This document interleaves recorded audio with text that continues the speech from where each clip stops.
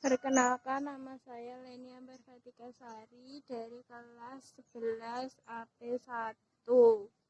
Waduk Gajah Mungkur sing ana ning Kabupaten Wonogiri diresmèkaké déning Presiden Soeharto tanggal 17 November 1981.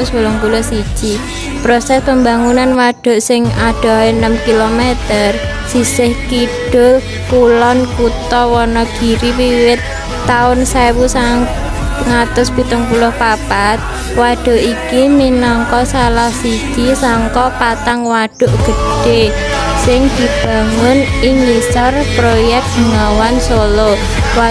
Waduk iki wiwit beroperasi taun 1982.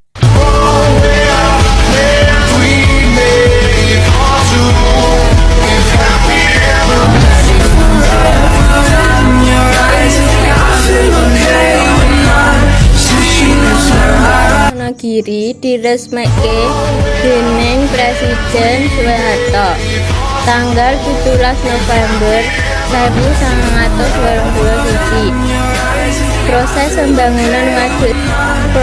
pembangunan waduk sing adohe 6 km sisih kidul kulon Kutha Wonogiri wiwit tahun 1974.